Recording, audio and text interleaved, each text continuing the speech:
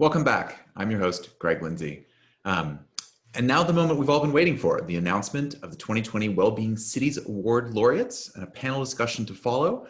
I want to point out again, for those of you who are just joining us, that this session will be translated into 3 languages, English, French, and Spanish.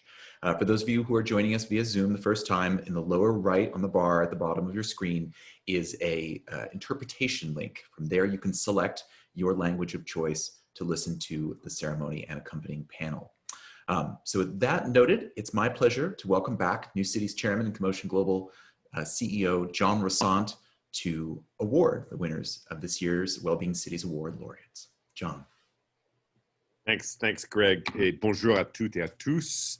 Good morning, good afternoon, good evening, of course, depending on where you are joining us from. I hope you really enjoyed that first really fascinating panel of the day.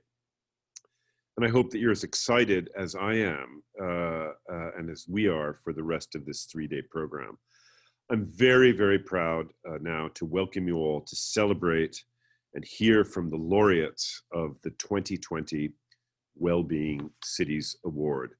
For this second edition, New Cities is partnering with Novo Nordisk and with the city of Montreal to recognize cities that are putting their citizens' well-being at the center of their policies and planning. Now I'm delighted to welcome those partners onto our virtual stage. And for the second year, we're honored and proud indeed to have our friend Valérie Plante, the mayor of Montreal, la Mairesse de Montréal, with us. The city of Montreal, which is our home, has been a wonderful supporter of the award. And Montreal is, of course, a model of urban well-being in many, many ways. Merci énormément pour votre soutien. C'est toujours un grand honneur pour nous de pouvoir collaborer avec la Ville de Montréal. Madame la Mairesse, Mayor Plante, welcome. Merci beaucoup. C'est un grand plaisir pour moi d'être avec vous aujourd'hui. Avant de débuter, I would like to recognize that we are here in Montreal on Aboriginal traditional land. So it's a pleasure to welcome you on those lands, even though it's from a virtual perspective.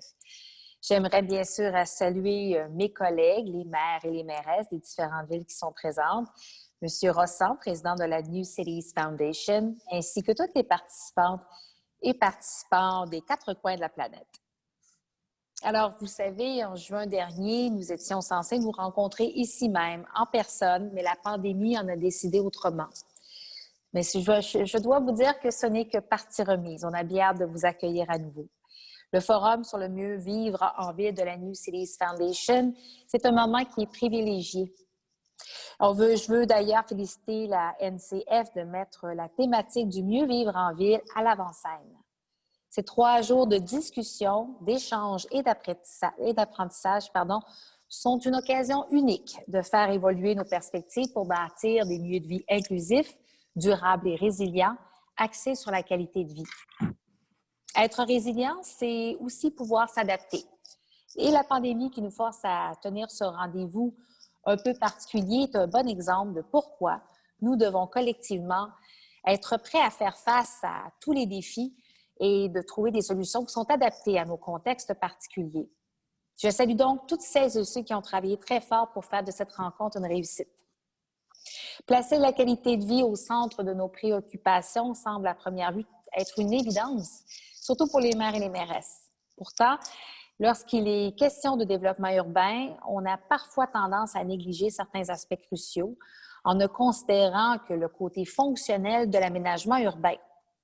Le mieux vivre en ville touche l'ensemble des facettes de la vie urbaine et je pense entre autres à la santé, au logement abordable, à la mobilité, aux espaces verts, aux parcs, à la santé physique, à la santé mentale et aussi à l'inclusion et à la sécurité. Et il y en a plein d'autres éléments de ce type. Dans un contexte où tout le monde s'urbanise, où le monde s'urbanise rapidement, les villes sont aux premières loges des défis auxquels on doit faire face. La santé publique, les inéquités sociales, les changements climatiques, sont l'écho de ces enjeux qui se font entendre plus nettement dans les grandes villes qu'ailleurs. Il faut donc saisir toutes les occasions que l'on a pour repenser les villes et nous ajuster afin de s'assurer que nous répondrons aux défis d'aujourd'hui, mais aussi à ceux des prochaines générations. Cette année, s'il y a une chose que la pandémie nous a révélée, c'est que nos villes et nos espaces publics doivent faire l'objet d'améliorations importantes pour le bien-être de nos citoyennes et de nos citoyens. Outre les mesures sanitaires qui s'imposent à Montréal, comme dans plusieurs autres grandes villes du monde, nous avons réaménagé une partie de notre espace et de nos voies publiques afin de faciliter la mobilité active dans un contexte où la distanciation physique est absolument nécessaire. Cela a demandé de l'agilité, de la rapidité d'action et de la force, des convictions, je vous dirais, et pour pouvoir amener les villes à s'adapter à ces situations que personne n'aurait pu appréhender. Cette pandémie frappe très durement les personnes vulnérables sur le plan de la santé comme sur les plans social et économiques, et on a le devoir de ne laisser personne derrière. C'est pourquoi les villes et les communautés répondent présentes et font preuve de solidarité, et je pense que c'est tout à notre honneur et à l'honneur de nos citoyens et citoyennes. Dans notre plan de relance pour la Ville de Montréal, nous plaçons la qualité de vie au cœur de nos actions, et je ne vous cacherai pas que l'environnement y joue un rôle clé. Et c'est important de s'en occuper malgré la pandémie, puisque le dernier rapport du groupe d'experts international sur la biodiversité, qui travaille sous l'égide de l'ONU, est très préoccupant. Il y a donc urgence d'agir, même dans une crise sanitaire, pour le bien de la planète, mais aussi pour le sort de l'être humain et de la biodiversité. Le constat est sans équivoque. Le nombre de nouvelles pandémies mortelles va augmenter si l'on maintient le rythme de déforestation et la perte de la biodiversité. Si la COVID-19 met en évidence l'importance des problèmes associés à l'empiètement sur les milieux naturels, à nous de mettre les bouchées doubles pour renverser cette tendance.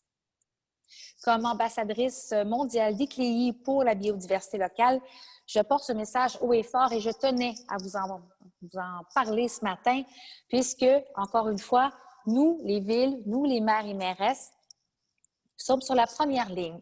Nous sommes ceux et celles qui devons trouver des solutions rapides et efficaces face à des situations jamais imaginées, mais aussi pour répondre à la détresse et l'anxiété que vivent nos citoyens, surtout dans un cas de pandémie. All of us participating in this forum are looking for ways to improve the quality of life in their cities. Fortunately, there are many examples to inspire us. Cities around the world have already put in place a host of initiatives that can serve as examples and can be adapted elsewhere to suit their specific urban realities. This is why it is so important to have a conference like this one so we can share best practices and be inspired by one another. In a few moments, we will present the 5 winning cities of the 2020 edition. I would like to congratulate them in advance and to salute all the participating cities. In order to engage us all, on the importance of quality of life in our cities, NCF has prepared a declaration of well-being in cities. That this declaration is a rallying call and a commitment to prioritize quality of life in cities. For example, to put citizens at the heart of decision-making processes, to live in harmony with nature, to create supportive communities, to plan and work for better urban health, to create a dynamic and inclusive economy, and to collaborate with each other. This declaration can be endorsed by cities, businesses, organizations from the civil society, and all urban development professionals who care about the quality of life in urban areas.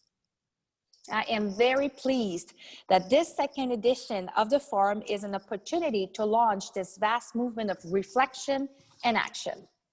I invite you to join Montreal in endorsing this declaration. And finally, thank you again to the entire team of the New Cities Foundation. You're doing an amazing work, and it's such a great way to inspire us to continue what we do the best, which is adapting to urban needs and to our citizens' needs as well.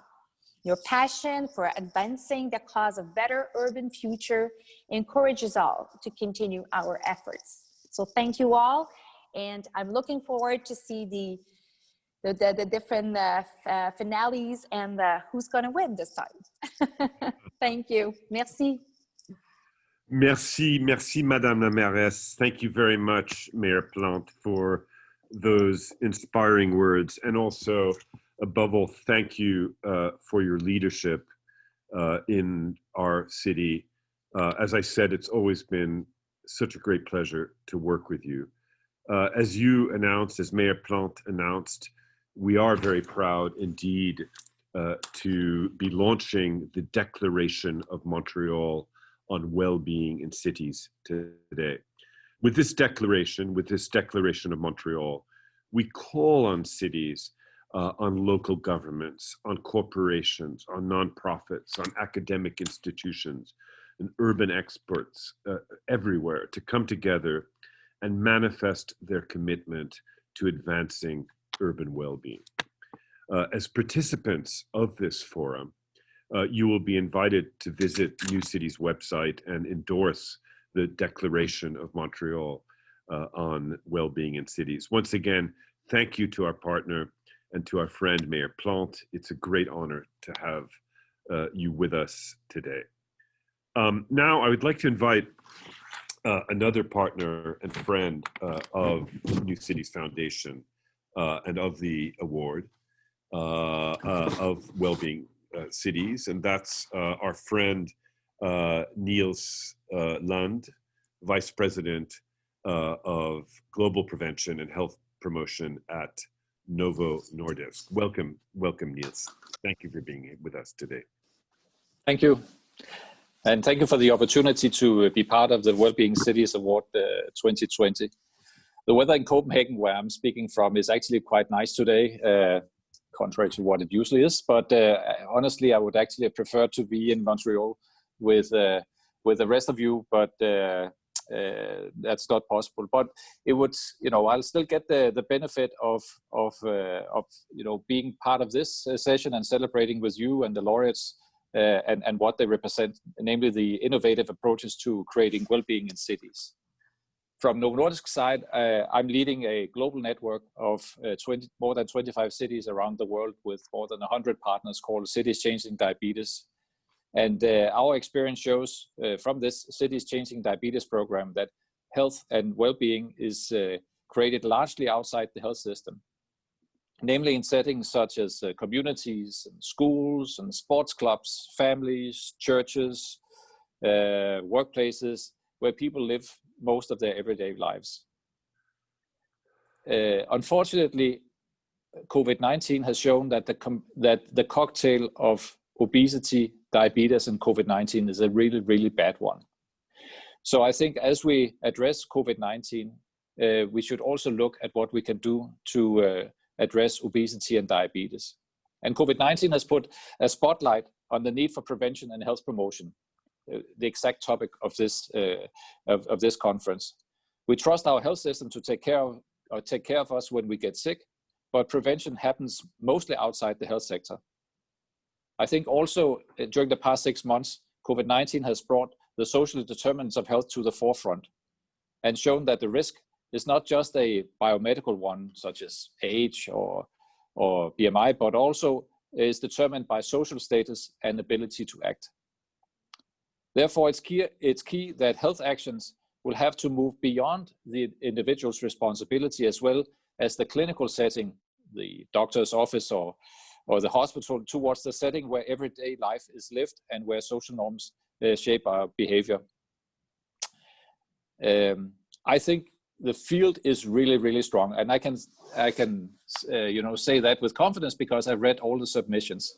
So it's been a tough crowd, but I think the laureates stand out, and I really I'm looking forward to both hearing from the laureates and also be part of the conference to do what is really important, that we share the experiences, the learnings, and the best practices with each other, because only by scaling the good practices will we get to the well-being that we want. Thank you once again.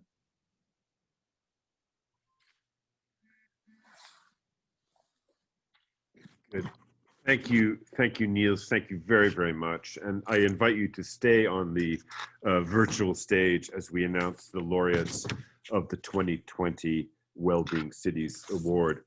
As you all might already know, the objective of the award, of course, is to create a platform for cities around the world to showcase their initiatives around well-being, around improving quality of life, to share best practices, to learn lessons from each other, to inspire each other. For this second edition of the award, we were amazingly impressed by the enthusiasm, really, of citizens around the world, of city officials around the world, and partners everywhere to highlight the amazing work being done in cities on all 5 continents. We received more than double the number of applications from the previous year. We had around 100 cities from 42 countries across 5 continents submitting initiatives under the award's 5 categories. Now, before I introduce our laureates and have them on stage, I would like to express our gratitude once again to all those who have made this second edition of the Wellbeing City Awards possible. Our partners, Niels and your colleagues at Novo Nordisk, Maire Plante and the City of Montreal, la Ville de Montréal, as well as the Toyota Mobility Foundation, le ministère des Affaires municipales et de l'Habitation du Québec, qui nous offre son soutien pour la 2e année consécutive. Nous vous en sommes extrêmement reconnaissants. Merci beaucoup. We're also extremely grateful for our esteemed board of advisors and our jury of experts who took the time to help us evaluate and select the laureates of the award. I'd like to thank our jury members, Juan, the former executive director of UN Habitat, and Donald Shoup, distinguished research professor in the Department of Urban Planning at UCLA, who are present with us today. Thank you very much. And last but not least, thanks to you, dear participants, for your presence here today, even if it's virtual, to congratulate our laureates. I'm now delighted to announce the laureates of the 2020 Wellbeing Cities Award. In the category Building a Vibrant Urban Economy, the winner is, drumroll, Curitiba, Brazil, for their initiative Vale do Pinhão. The project aims to promote urban requalification and to create opportunities for citizens, economic and social development by encouraging civic participation and providing professional mentoring. Curitiba is represented today by its mayor, Rafael Greca. Welcome, Mayor Greca. It's an honor to welcome you onto our virtual stage. Please. Voilà. Buenos días. Buenos días, muchas gracias. Tengo que ser muy vibrante. Estou acá com Margarita, mi mujer, com Cristina Alessi, que é a coordenadora del Valle do Pinhão, que é o símbolo de la semilla de nuestra araucaria. Curitiba é uma cidade inteligente que vê a inovação como processo social, não como mercadoria, e que se põe a serviço de las pessoas, generando uma economia vibrante, com serviços de municipalidade que funcionam efetivamente para generar igualdade de oportunidades para todos. Quero agradecer muito a Monsieur John Rossan, da New Cities Foundation. Venga a Curitiba, John, venga a Curitiba. I'm coming.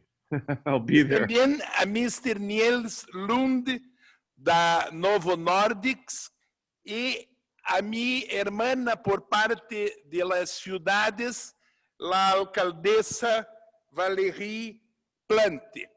É com grande honor que les saludamos e agradecemos la premiación y queremos retribuirles, reengrasarles en Curitiba. Sean muy bienvenidos. ¡Viva Curitiba! Obrigado, Rafael Greca. Thank you very much. That was really, really wonderful. Our second laureate in the category Integrating Nature and Biodiversity is the city of Bordeaux, France. And they win it for their participatory budgeting, which is an innovative instrument that allows citizens to move from ideas to action. Citizens can submit sustainable and resilient projects and then vote for projects that will be implemented by the city. We're delighted to have Monsieur Pierre-Elique, Mayor of Bordeaux, with us tonight. Bienvenue, Monsieur le Maire. Welcome. Thank you very much and congratulations. Where's the mayor there? Bon. Voilà.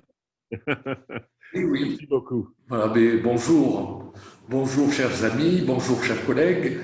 Je veux vous dire que la ville de Bordeaux est très heureuse et surtout très honorée du prix que vous lui remettez dans cette catégorie visant les projets tournant autour de la biodiversité, de la présence de la nature en ville, qui est un thème auquel nous sommes ici très attachés.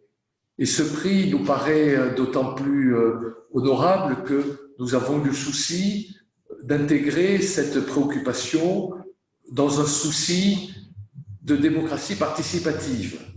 Ici en France, dans les villes, comme hélas un peu partout dans les autres coins du monde, nous constatons que la démocratie traditionnelle, type représentative, est de plus en plus en crise. Et nous avons, j'imagine, les uns et les autres, pour souci de trouver de nouveaux moyens de démocratie plus permanente, moins intermittente, plus participative. Et nous avons considéré que les budgets participatifs, c'est-à-dire d'allouer aux habitants la possibilité d'affecter, de décider d'une partie du budget municipal en les interrogeant directement, était un bon moyen de favoriser ce nouveau type de démocratie plus participative. C'est pour ça que notre projet, qui est aujourd'hui est récompensé, et sachez que nous en sommes particulièrement fiers, a eu pour souci d'intégrer les préoccupations écologiques, c'est-à-dire ce souci permanent d'aménager la ville en tenant compte des richesses de nature, des richesses de biodiversité, tout en le faisant non pas de manière coercitive ou verticale, mais en le faisant en intégrant le plus tôt possible les habitants et en disant que nous ne réussirons la transition écologique de nos territoires que si nous le faisons non pas à partir de la mairie, mais à partir des habitants. Et c'est ce à quoi correspond très exactement l'esprit de ces budgets participatifs et nous sommes heureux de voir que cet esprit peut inspirer et susciter des récompenses comme celles que vous nous attribuez aujourd'hui. Je tiens en tout cas, au nom de la ville de Bordeaux, au nom de mon prédécesseur qui est à l'origine de ce prix, de ce budget participatif, donc au nom de la ville de Bordeaux, je tiens vraiment à très solennellement vous remercier de ce prix et vous confirmer que nous sommes particulièrement honorés. Merci. Thank you very much, Mayor Elique. And I'm a great fan of Bordeaux, such a dynamic, modern city that is also one of the most beautiful cities in Europe, if not the world. I'm now very happy to introduce the city of Buenos Aires in Argentina, of course, which is the laureate in the category Planning for Better Urban Health. They are being awarded for their cycling initiative, by which the city seeks to reorganize public space for active mobility and implement new public policies that accommodate and incentivize the use of bicycles, which we definitely support. We're honored to be joined today by Mayor Horacio Rodríguez Larreta.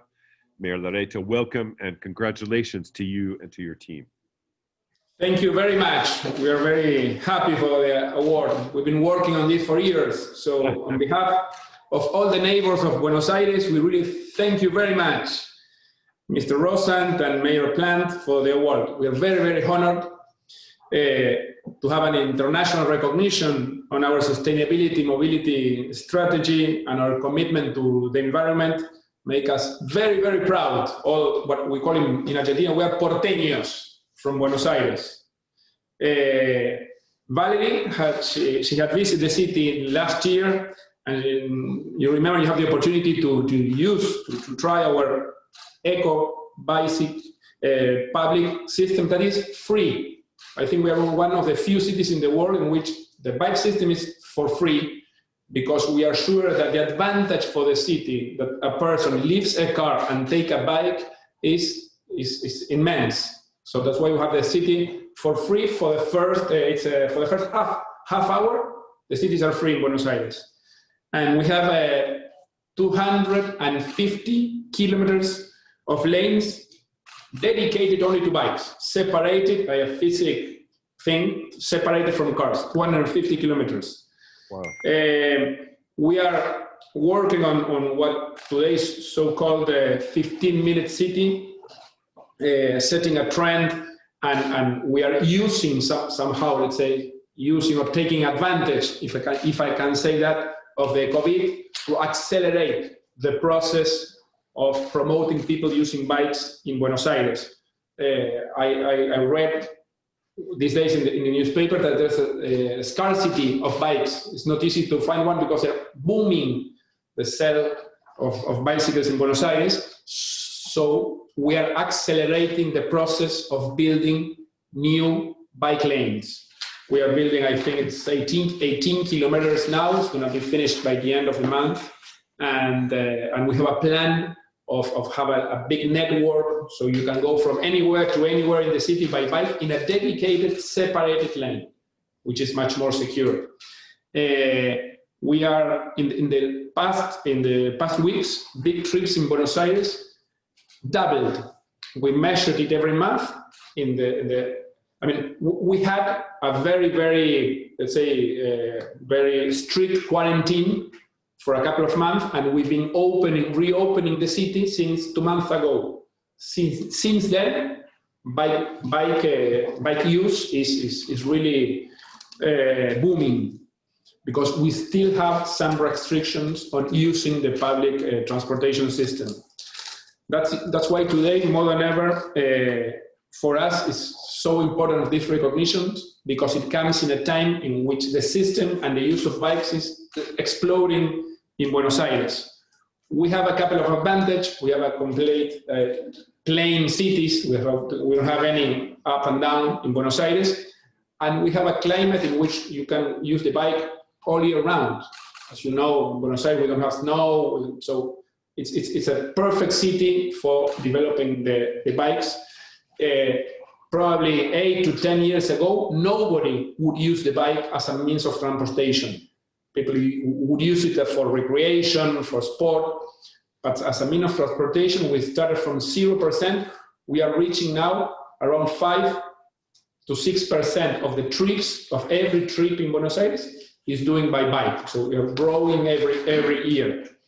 So we will continue to promote because this is also part of our climate action agenda, which is essential for the future of Buenos Aires. So we are really very, very happy with this recognition. We're going to show it to everybody in Buenos Aires, and we are sure that it will also help us to keep promoting the use of bikes. So even now in this, what's called the new normality of the cities, we are changing habits, changing way of living. We are promoting the use of public space, putting all the tables of the bars and restaurants in the streets. We have a very big pedestrian area also in downtown Buenos Aires, which we are enlarging now also for the COVID situation. So we have people going to the streets but in the next panel, in which I apologize, I cannot stay for the panel. We have very urgent things these days in Buenos Aires because we still have very high the figures for the contagious of the COVID, so we're very aware of that. But the Secretary of Transportation, Juan Mendez, he will develop much more in detail what we are doing in this issue. And if I have to leave an insight, as you were asking at the beginning, I would say that a mobility system is something we always think on. That a mobility system in a city is really developed not when the poor people can afford a car, but when the rich people choose the public transportation. That's our aim, and we're working a lot on that. So thank you again. Thank you very much. We are so happy to have this recognition. It's really a big honor for us. Thank you. Thank you very much, Mayor Larreta, and congratulations to you and the city of Buenos Aires. And I can't wait to come there and try out the bicycles myself. Oh, yes. We'll be waiting for you here. Gracias. Muchas gracias. Finally, for the category prioritizing well-being, our laureate city is Curitiba, Costa Rica, which actually was one of last year's finalists. And they're winning it this year for their Sweet City initiative. Now, Sweet City projects in Curitiba touch on a wide range of well-being areas, including mental health, conscious living, place-based connectedness, health, and biodiversity. Mayor Jimmy Cruz is here with us today to accept the award. Mayor Cruz, congratulations. Mayor Cruz. Hola, muy buenos días a todos. Un saludo desde Curitiba, San José, Costa Rica. Hoy celebramos doble en Curitiba porque hoy también nuestro país está celebrando los 199 años de independencia. Así que esto pues es algo muy bueno para nosotros. Muy agradecidos por tomar en cuenta los proyectos que Curitiba ha venido impulsando en los últimos 15 años con mucha alegría. Ustedes saben y ya pues nos conocen que Curitiba es la ciudad dulce desde hace algunos años, y ser la ciudad dulce también nos ha permitido comprometernos cada vez más con los proyectos que ya se habían impulsado desde hace algunos años y que inició ciertamente don Edgar Mora y que continuó doña Alicia Borja, los exalcaldes de Curitiba. Y bueno, Curitiba como cantón de Costa Rica pequeño, un cantón pequeño con cuatro distritos, 70,000 habitantes, es una pequeña ciudad para ustedes. Sin embargo, para nosotros, administrar esta pequeña ciudad nos ha planteado muchísimos retos. Y el principal reto, y tal vez el que quizás nos ha puesto en el ojo de ustedes, ha sido precisamente que hemos tratado de poner en el centro de la ecuación precisamente al ciudadano y a la naturaleza. Pero alrededor de ese centro, alrededor de esa ecuación, hemos establecido una serie de factores o de parámetros que tienen que ver con el sentido común de la ciudad. Y poder tener los datos, o poder tener la imaginación para entender de que el sentido común de la ciudad y de las cosas y de la convivencia puede generarnos insumos para crear políticas públicas, a eso realmente es a lo que nos hemos dedicado en los últimos años. Y a partir de ahí han surgido una serie de políticas y de proyectos que siempre terminan en algo bueno y terminan precisamente generando bienestar en la ciudadanía, generando atención, y como decía ahora la alcaldesa Valérie, buscamos siempre mejorar la calidad de vida de las personas. La clave precisamente está en eso, o sea, está en poder identificar cuáles son aquellos factores o experiencias positivas o negativas del ciudadano en su ciudad y poder convertirlas en beneficios, en políticas públicas y en acciones para mejorar esa calidad de vida. Tenemos muchos ejemplos de ellos y creemos precisamente que el desarrollo del país como tal y el desarrollo de los cantones y de estar tan cerca del ciudadano permitirá que todo surja desde lo local, y desde lo local no solamente pensar en administrar impuestos o tributos que provienen de los ciudadanos, ¿no? Desde lo local podemos hacer gobierno local y podemos generar beneficios para todos. El bienestar es un bien intangible para nosotros y que gira y siempre va a estar en el centro y en el objetivo de todos nuestros proyectos. Así como hemos hecho y creado una visión de Ciudad Dulce, para nosotros, pues precisamente Ciudad Dulce nos permitirá ir cada vez más hacia ese bienestar de cada uno de los ciudadanos e impulsar proyectos como los centros de desarrollo humano, que son instalaciones públicas que lo que permiten es impulsar proyectos de vida de las personas. Y esto es muy importante para nosotros. El último ejemplo de esto es que estamos en una fase de construcción avanzada de una escuela de cocina, precisamente para que muchos de los ciudadanos que han tenido menos oportunidades puedan generar estas habilidades para poder llevar sustento a sus casas. La primera escuela de cocina de un gobierno local en Costa Rica, y como tantas otras acciones les podríamos contar, la primera política pública de bienestar animal de Centroamérica. Hemos también creado algunas acciones que tienen que ver con el poder consultar encuestas y consultas específicas a la ciudadanía sobre el bienestar y su relación con la ciudad. En fin, en Curridabat estamos tratando de hacer las cosas bien desde la empatía de un gobierno local con sus ciudadanos. Muchas gracias a todos por su apoyo. Muchas gracias, Mayor Cruz. Felicidades.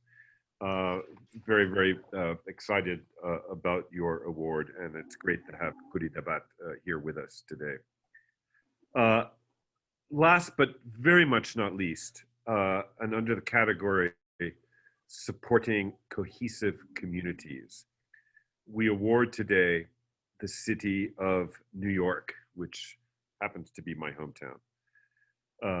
And we award them for their wonderful project, Connected Communities Initiative, which commits the New York City Housing Authority to reprioritize about 75% of its land portfolio that's currently fenced off and largely inaccessible to residents, so that now it can better meet the needs of residents and encourage social connection. I'm very pleased to welcome on stage Mr. Gregory Russ, who's the chair and CEO of the New York City Housing Authority, who will accept the prize on behalf of the great city of New York. Welcome, and thank you, and congratulations. John, thank you so much. It's a great honor to receive this award, and I feel very honored to be sharing the platform with a world of cities here today. It's great to hear your ideas and a chance to share. The New York City Housing Authority has been providing housing for low-income families for 85 years. We have 175,000 apartments and around 400,000 people living in those apartments. But like anything else, these apartments have reached their place, our properties, our sites, our neighborhoods, because some of them are their own neighborhoods, where we have to think about how do we make this, how do we reconnect to the world we're in today. Many of these properties were built in a different time. They were built, as John mentioned, with lots of open space, but how do we access that open space in a way that lifts the community and gives the individual opportunities to take a new path, both literally and potentially feeling that excitement as well. This has been an important work to lay down this design. Our Connected Communities Guidebook is on the NYCHA website for those that might want to take a look. Because not only must we think about how we're going to use this open space, it comes at a time when the Housing Authority must reinvest in its buildings, in its properties, and its communities. We must raise significant capital in an effort to make these properties new again. And we must make them new in the context of the world that we live in today. It's not the world that the properties were built in, it's what we have today that we have to adapt to. So this is a holistic design that followed community engagement principles. We worked with residents and other community partners. We worked with the Department of City Planning, the Mayor's Office of Community Justice, the Parks Department, and others. We're looking to bring significant investment and millions of dollars to realize this design and elevate the quality of life for our residents and the city as a whole. Thank you so much. It's an honor to be part of this important conversation on how we can continue to make our cities better and healthier places to live. And we're hoping that this is just the beginning. We deeply appreciate the opportunity to be here and the recognition that the award bestows on us. Thank you. Great. Thank you very much, Greg, and thanks to you and your colleagues in New York. I'm really delighted that you are the laureate. That's really extraordinary. I want to say also that videos from about all of our laureate cities will be made available on the event platform, on the conference platform after the upcoming panel. I invite you to go check them out to learn more about what urban well-being means for all of them. I would like to now welcome on stage Mr. Juan Jose Mendez, who's the Secretary of Transportation of Buenos Aires, and as well as Ms. Sophie Donaldson, our great moderator. Welcome, Sophie. Without further ado, I want to give the stage over to our laureates for a moderated discussion where they will discuss their initiatives and discuss what urban well-being means in their specific context. Over to you. Thank you so much for being here today.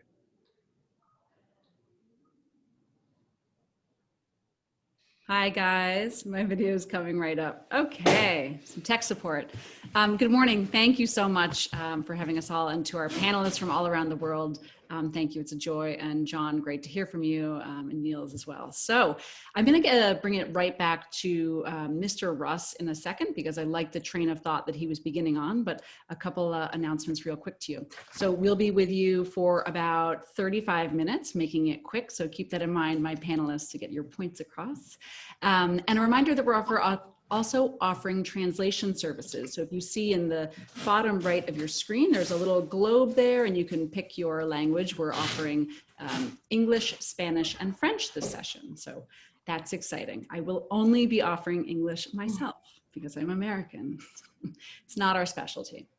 Okay, so we're going to talk to the laureates, these 5 with their distinct categories. They range from nature and biodiversity to building a vibrant economy to supporting cohesive communities. And I'm going to bring it right back to Mr. Russ, because one of the things I read in your proposal for this Connected Communities project was reprioritizing the land. So many people might know that the Housing Authority in New York is actually the largest, I think, landowner or the largest landlord in New York. And you had written in the report that currently about 75% of the holdings of land are fenced off or inaccessible to residents, and that there was a way to reprioritize this to their needs. And so I wanted to hear about that and why sort of that supports the idea of both well-being, social cohesion, and also safety. No, thank you, Sophie. Many of the properties that the housing authorities own were designed around the concept called towers in the park. So there's plenty of open space, in fact, a lot of it. Unfortunately, over the years, the 2,400 acres that we have, for various reasons, has become limited or shut off to residents. Our capital projects department, which was instrumental, our director, Steve Lovesey, in coordinating this, recognized from the start that if we're going to invest in the buildings, we also have to invest in the land. So the idea was, if we had a set of design principles that we could give to the next generation of redevelopment, and that those design principles engage residents and other community stakeholders, we could begin to reshape access to the land. And in doing so, you create many, many kinds of opportunities.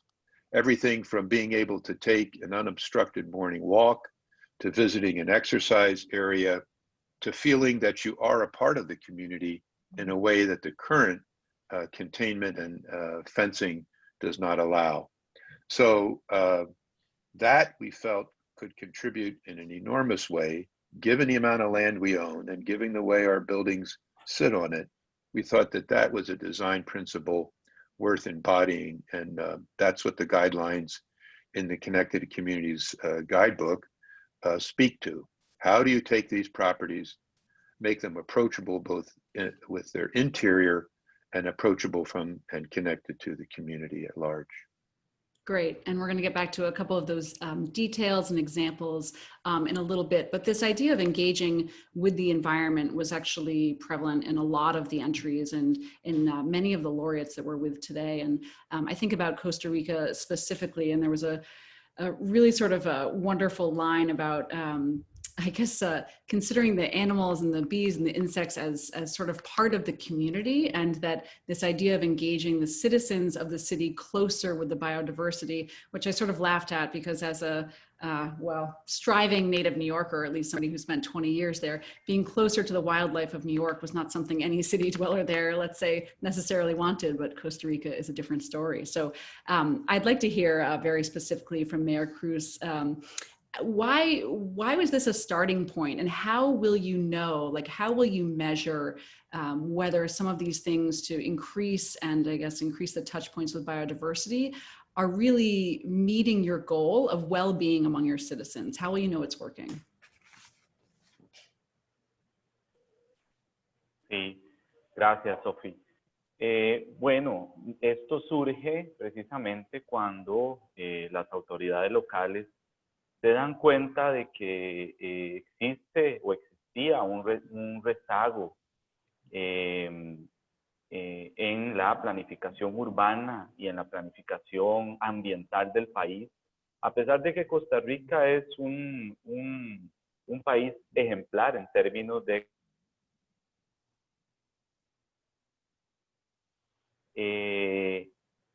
eso no iba tan de la mano con respecto a la planificación. Es decir, los procesos de planificación urbana también deben de responder a los procesos orgánicos como tal que ya de por sí la naturaleza nos brindó al ser privilegiados. Entonces, bueno, Curridabat se empezó a llenar de cemento y Curridabat se empezó a llenar de asfalto y de carreteras, y tenemos 2 carreteras nacionales que no son administradas por el gobierno local y muchas otras carreteras locales que las administra el gobierno local. Esto generó a lo largo de los años, por ese crecimiento con escasa planificación, un impacto ambiental muy grande para Curridabat. Así que empezamos a pensar de que la gran necesidad que teníamos por revertir esto se podía resolver hasta cierto punto con devolverle a la naturaleza su espacio, de no darle la espalda a los ríos, por ejemplo. Y los ríos hoy en día en Curridabat están mejor protegidos que la protección que tenían hace unos 15 años. Empezamos con un proceso de recuperación de espacios públicos y de convertir los espacios públicos no solamente funcionales para el ciudadano, sino que también funcionales para la naturaleza. Es decir, se empezó a crear toda una nueva capa verde, vegetal y floral, con muchísimos colores, que permitió la llegada de miles de polinizadores en el corto plazo. Y ya todos sabemos el gran valor que tienen los polinizadores en los procesos de creación de nuevas especies vegetales y de reproducción de la capa verde. Esto, al final de cuentas, precisamente ha generado una reducción de la huella de carbono y también ha generado una disminución de la temperatura en el cantón, además de embellecer, además de generar espacios mucho más seguros, empáticos y bonitos para los ciudadanos. Entonces, realmente es un círculo que todos los gobiernos locales, al menos en nuestro país, deberían de tratar de integrar y de cerrar. Se convierte, al final de cuentas, hasta en un proceso económico muy importante, es decir, la devolución que ha tenido el gobierno local hacia el espacio público ha sido muy bien recibido por parte de los ciudadanos. Y un dato muy importante y un ejemplo muy importante, un indicador relevante es que en este tiempo de pandemia, en este tiempo en donde las finanzas municipales en nuestros gobiernos locales se han venido abajo, Curridabat ha sido uno de los gobiernos locales con menor impacto por la pandemia COVID. Es decir, los ciudadanos se han sentido identificados con el gobierno local y han venido y han tenido un muy buen comportamiento para el pago de sus impuestos. Es decir, ahí hay un valor agregado extra que el ciudadano ha visto y conoce y sabe que existe un gobierno local que traduce sus impuestos en valor agregado para la ciudad.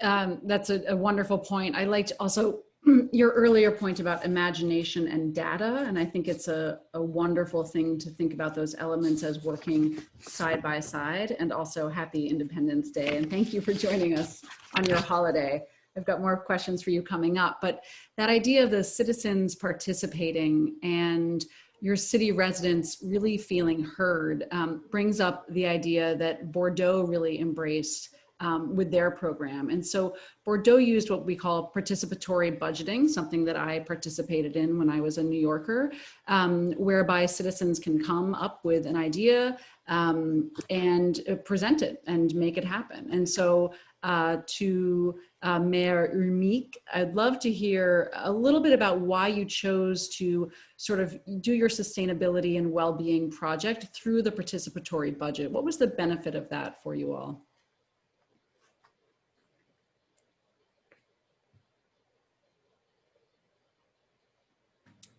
Nous avons choisi cet acte de budget participatif parce que nous considérons, un peu comme je l'ai dit il y a quelques instants, que nous réussirons la transition écologique de notre territoire que si nous y associons le plus en amont possible les habitants. Et on a considéré que de dire aux habitants, écoutez, voilà, vous disposez d'un budget que l'on a chiffré à 2,5 millions d'euros, c'est-à-dire à peu près à 10 euros par habitant. Donc on a dit, dans cette enveloppe-là, nous vous demandons de nous présenter un certain nombre de projets en choisissant un thème, et le thème, c'était la nature et la biodiversité en ville. Nous avons reçu beaucoup de réponses, beaucoup de demandes, plus de 4000 projets nous ont été présentés. Là-dessus, 41 projets ont été sélectionnés et analysés par les services de la ville et soumis au vote, jusqu'à que cette enveloppe de 2,5 millions d'euros puisse être dépensée, puisse être attribuée à ces projets des habitants. Voilà la façon dont nous avons fonctionné.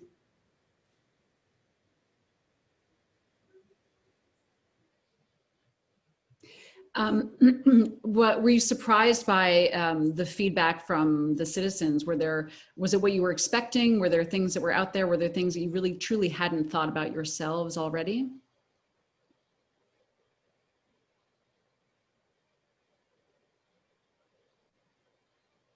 Oui, tout à fait. L'intérêt de cette consultation citoyenne, c'est précisément de faire émerger des projets auxquels les élus n'avaient pas spontanément pensé.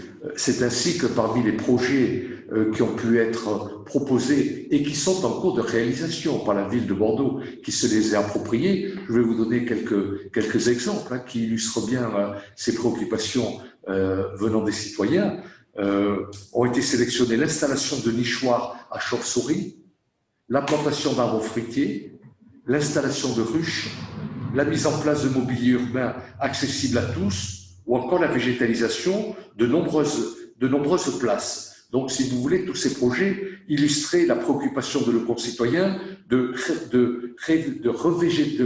végétaliser la ville, également des projets autour des mobilités douces, ou encore de la biodiversité. En tout cas, tous les projets qui ont été sélectionnés avaient pour objectif d'améliorer le bien-être des citoyens et de l'améliorer à travers la place de la nature en ville. Donc, je vous ai donné un rapide aperçu de quelques projets qui avaient été sélectionnés, mais en tout cas, sachez que tous les projets en cours de réalisation répondaient à ces préoccupations.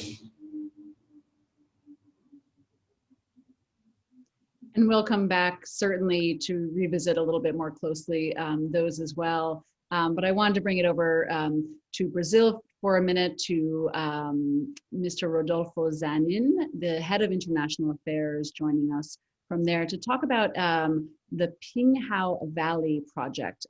This was something quite ambitious and involves a number of programs, but truly to bring a vibrant economic life and also the feeling of ownership and participation with its citizens. And so I'd love to hear a bit more about that project.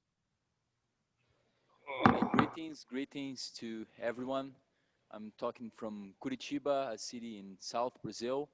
And our project, the Pinhão Valley project, is an innovation project which is primarily based on participation, citizen participation, and more principles of governance.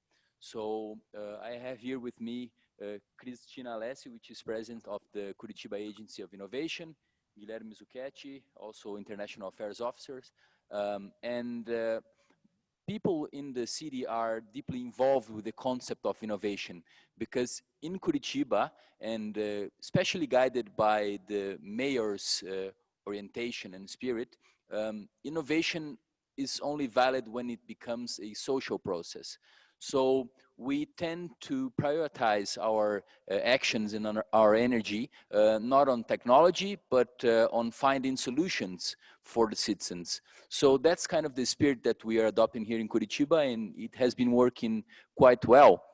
And when you work together, for example, with the private sector, with the public sector, with the universities, and you bring everyone together in one single project, and then people have a sense of belonging to the project, and things tend to work easier. So our job is to put all the players in place, and then they will with us, they will go through the way and find solutions for the citizens, and finding common solutions and adapting our actions to attend people's needs. That's what guides us. And governance is a big concept for us, and innovation is part of it.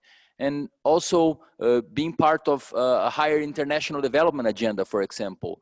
And we do believe in, for example, the Sustainable Development Goals, and we try to bring as much as possible important concepts that are being discussed in the international arena to Curitiba. And we're glad that the Pinhão Valley project has been working quite well, especially because the citizens are deeply involved and showing a sense of belonging to the project. This project in particular, it said, helped raise your city from 13th to number 4 in terms of a national enterprising city in a ranking done in your home country. Can you tell me, because there's a number of initiatives, there was women entrepreneurship, there was a co-working piece, another for increasing the kind of technological tools that vulnerable communities could use, such as 3D printers. Was there one specific project or initiative that you can speak to that sort of really moved the needle for you? Yes, there are quite a few projects that we've been working to especially develop in people in our citizens a sense of connection with the new technology market, for example. So we're constantly working on career development actions, and we tend to bring what's happening in the job market, for example, to help people to develop their skills. And this has been working quite well. For example, in 1994, Curitiba was the first city to have a public LAN house to offer public internet access for in Brazil. And now we are the first city to offer, for example, 3D printing access to our students. And we're working with the concept of ingraining in our citizens the concept of innovation since early ages. So we develop an innovation project closely with our education department and working together with the Curitiba Agency of Innovation, because we believe that as the Pinhão Valley means a seed, now the Pinhão is the seed of the Araucaria tree, we do believe that innovation is also a seed, and education is a seed that will after bring good fruits to our citizens. So we work a lot with the concept of education and innovation working together for a common purpose. Well put. On that education piece, I was thinking about Mr. Mendez, who's the Secretary of Transportation in Buenos Aires, and this project for cycling and increasing that. And we heard a bit about that at the top of the ceremony. But I'm curious because managing the expectations of the public is one of the big challenges among so many of these projects and getting their embrace. And so I'm curious specifically about how were you able to roll out a program that inevitably has some people that don't want, let's say, parking spaces removed in order for more bike lanes. How did you sort of both promote and educate the public, since changing the culture is really the bigger project, but there's steps before that. Could you speak a little bit to that, Mr. Mendez? Yes, great question, Sophie. And when we started this program 10 years ago, what we realized that, for example, 60% of the trips made by the neighbors in this city were covering less than 5 kilometers distance. So we realized there was a huge potential to develop cycling in the city of Buenos Aires. But when we asked the people what they did in bike, work or school or wherever they need to go, they said because it was unsafe in terms of road safety and unsafe in terms of civil safety because of robberies. And so in the beginning, we started with segregated bicycle lane, as the mayor mentioned, in order to show the neighbors our vision, where we are going, connecting neighborhoods, introducing the idea of segregated and secure bike infrastructure.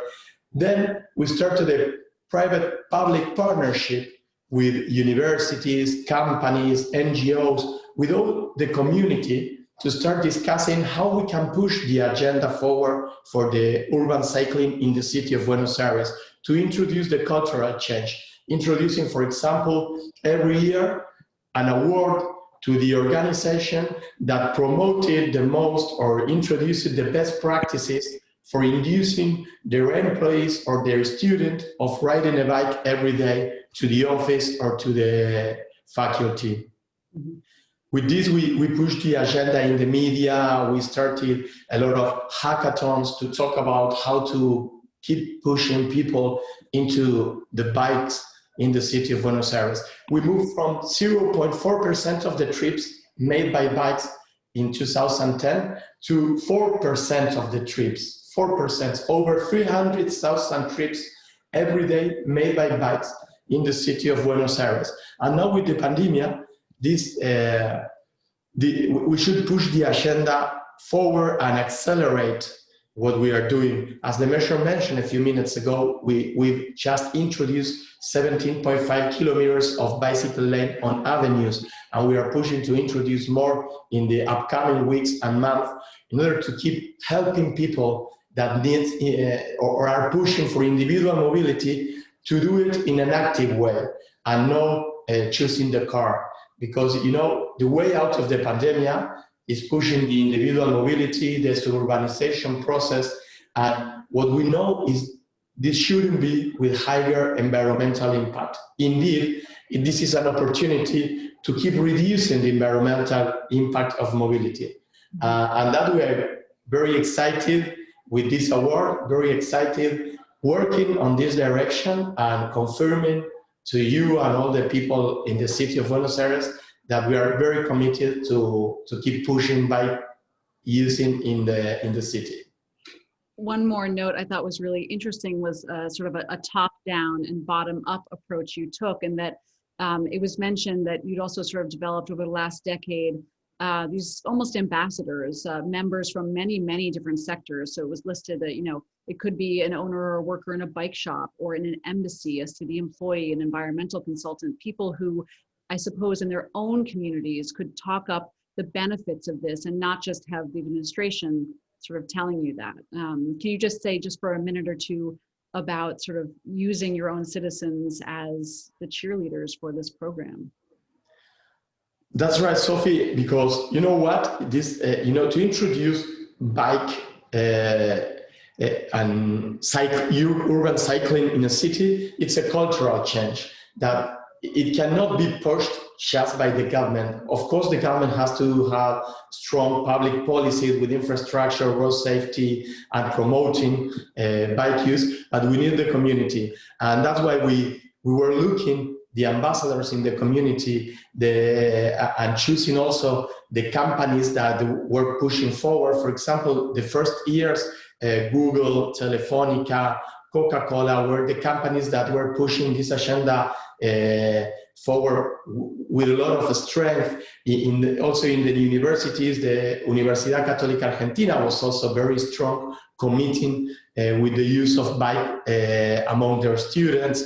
And we were, when we found out a success story in one university, we asked them to share that story to another faculties or universities to see how they can share experiences, how from one success story and also from one's mistakes, what we can learn and we can do with the rest in order to go in the same direction.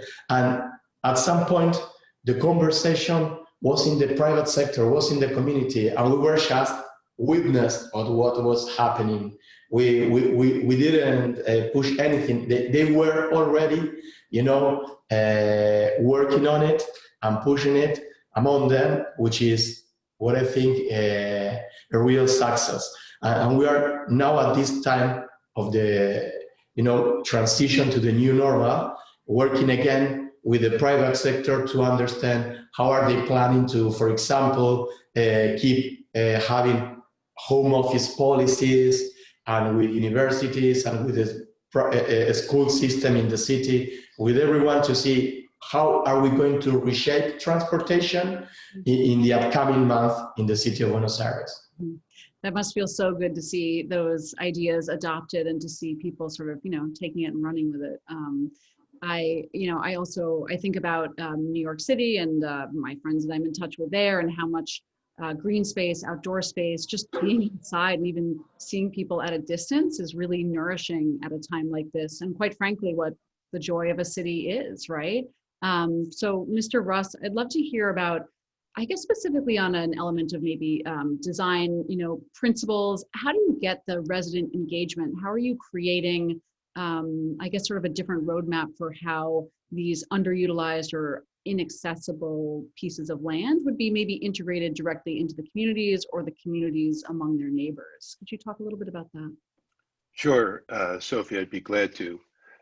First off, we created the guidebook in collaboration with residents at key properties. So residents had a chance to tell us how they used the site, where the site was actually an obstacle to maybe taking a walk or shortcutting in a good way to a neighborhood facility of some kind of store or market or even a retail venue. And then we took that information that the residents provided, since they live there, they experience it every day, and began to think about how the design could sort of carefully wrap that and bring that use of the site, both how they use it now, but also some of their vision about how the site could be used if we addressed some of the barriers and impediments that have sort of grown up over time. I think the next phase for us, though, is going to be, I hope, a lot more challenging, but in a good way. If we land the capital development that we need, we want the residents to be part of thinking about what how to realize that design. Right. And that would be both what we actually put in the ground, what we can afford to put in the ground, and have them be participating sort of in a collaborative way with the design that would impact them every day once we make the refurbishment or the investment. So, and that partnership is going to be essential. We are happy to have their participation for the guidebook, but look forward to deeper participation when we actually invest in the property. Yeah, that sounds great. For Mairesse in Bordeaux, a question about, I guess, the specifics of the programs. If you could talk a little bit about a detail of, I heard some very, very cool things about sort of boxes for bats and swallows, and fruit trees around the city were a couple that were mentioned as really having a quality of life benefit for citizens, and obviously that came from the citizens in this participatory budgeting idea. But I liked this concept, the term was floated, urban acupuncture, which was using small scale interventions sort of around the city for a larger urban benefit. So if you could tell me a couple kind of details in your program, I'd love to hear it. Nous considérons qu'il existe dans des villes comme Bordeaux des endroits de nature qui sont souvent pas très importants en superficie, sur lesquels on ne peut pas prévoir de projet d'aménagement en raison précisément de leur manque de surface, ou qui sont en attente d'aménagement futur. Et nous considérons que c'est bien de les mettre à la disposition des habitants pour qu'ils fassent des projets, des habitants du quartier, pour qu'ils nous proposent des projets d'utilisation de ces petits espaces de nature. Et on se rend compte que souvent, dans ces projets d'utilisation, il y a des projets d'agriculture urbaine, c'est-à-dire des riverains qui souhaitent aménager un potager et bénéficier à plusieurs des fruits de cette agriculture urbaine. Donc, c'est des tas de micro-projets. C'est pas, on peut avoir des grands projets de fermes urbaines. À Bordeaux, nous commençons à en avoir comme bien dans d'autres villes, mais nous croyons beaucoup à la possibilité de ces micro-projets sur des petites surfaces que les habitants s'approprient spontanément, et la mairie les aide, l'infrastructure, leur donner des plans s'ils le souhaitent. En tout cas, la mairie peut les aider à réaliser ce qu'on appelle des jardins potagers de poche.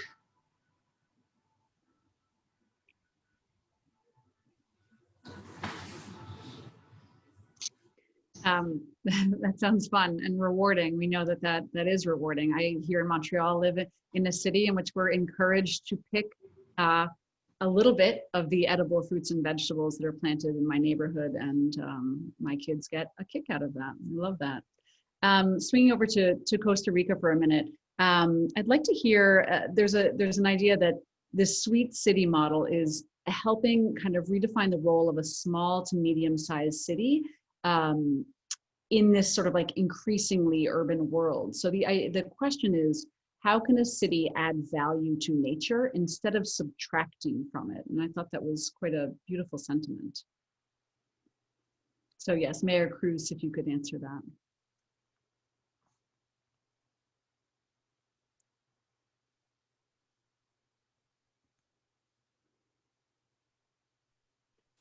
Sí. Bueno, es simplemente como le señalaba anteriormente,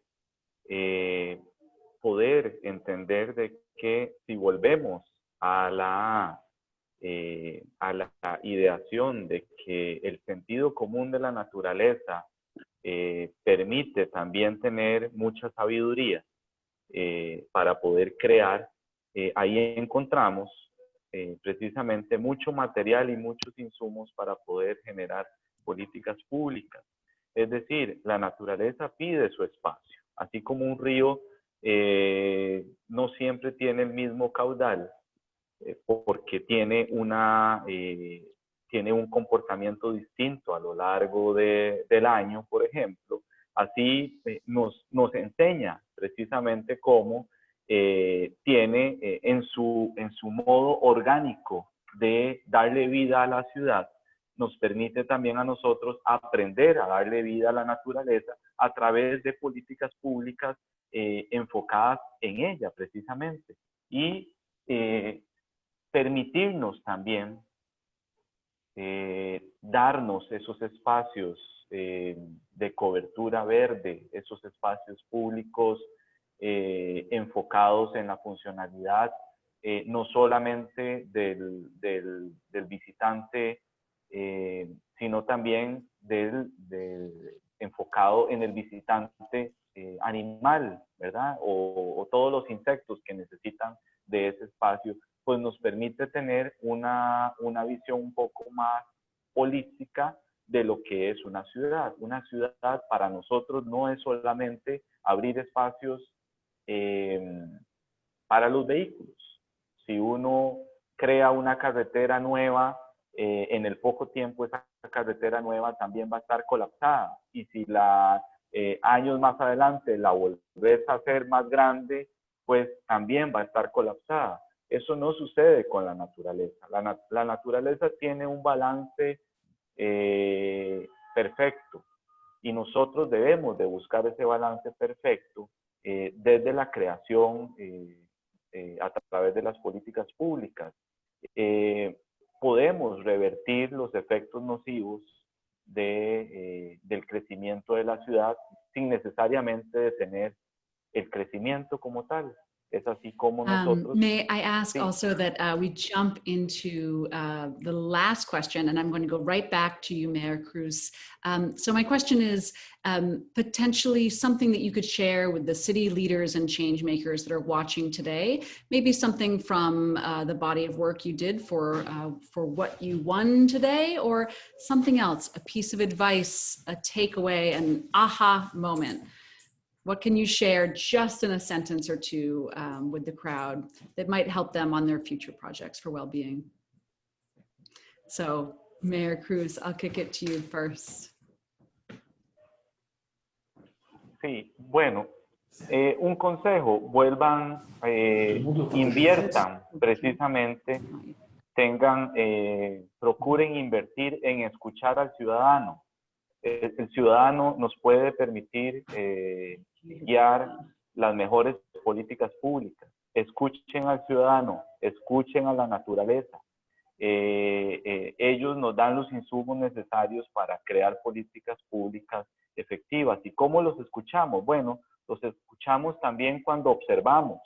Al observar el uso de la ciudad, al observar la experiencia que tienen los ciudadanos con su ciudad, eso nos permite realmente tener los insumos necesarios para crear políticas públicas.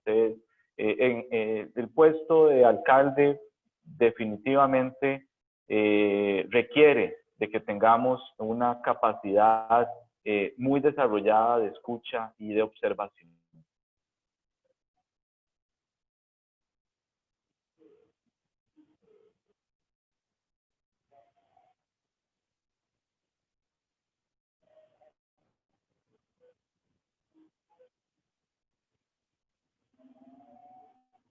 I'm muted. I'm sorry. For Mr. Mendez, if you could share one piece of advice, please.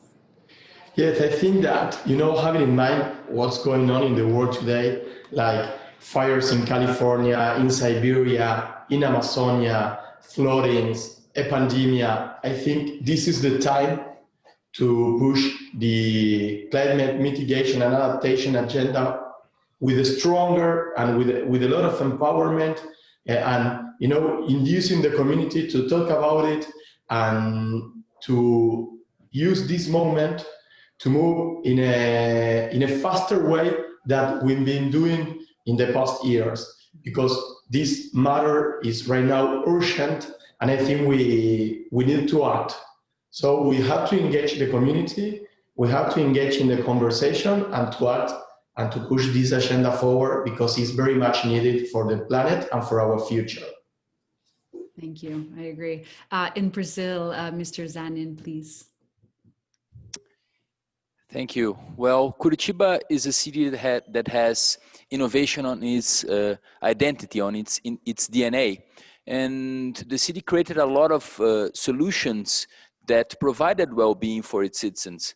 But these solutions were mainly focused, for example, on technology or providing solutions specifically for specific issues. But now the city has made a transition since 2017 to a city that is focused, and it has its mindset on finding solutions for people's problems. And I think this was a crossing point for our city. And now, from now on, we will keep being an innovative city, providing well-being to our citizens, but we're now focused specifically on solving the most pressing problems for people's lives. And I believe that's what makes a city focused on innovation, and that provides well-being to its citizens.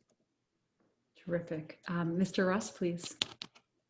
Sure, thank you. I would say that one of the things that we have to think about is when we renew our community spaces, renew our communities, our streets, and the physical fabric of that we must also be listening. I think that's one of the things in the Connected Communities process. We are listening to the people who live there and understanding how that space is used and how they would like to interact with that space in the future. And that's a hard thing to do. And I think one of the things that's really exciting is to be on this panel and hear all the other folks that are working on these efforts. You revitalize the community by investing both in the geography of that community, but also making sure that over time that geography is going to give something back to the individual. And that's exciting, and it's been a great pleasure to hear these ideas from all the other cities as well. So thank you. Yeah, I agree. Well put. And to close us out, Mayor Pierre-Elique in Bordeaux.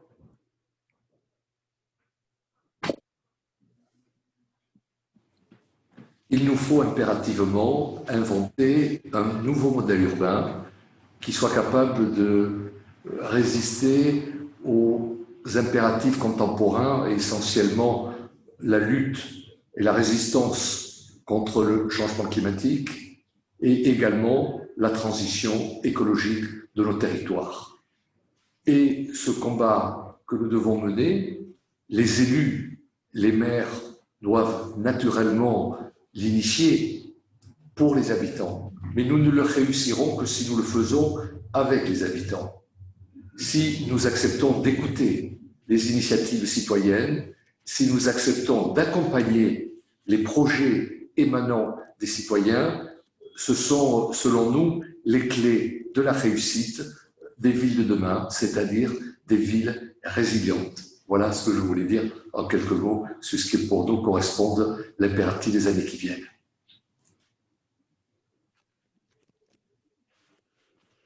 Okay, well, that was so inspiring. I loved hearing the ideas. I mean, just absolutely all over the map in every way, and really uplifting. I have to say, it's never been a better time to live in a city, I think. So thank you all for joining us today on your holidays and your off time and your off hours. It's been really special. A big, big thank you from New Cities, of course. Right now, you can go back to your agenda. Greg Lindsay is hosting Donald Shoup in a super fun, interactive, Ask Me Anything type format. So you can turn your video on, your audio on, and have a fun chat for the next 20 minutes or so. And thank you so much to our panelists and to our guests today. Thank you again. Thank you. Thank you, everyone.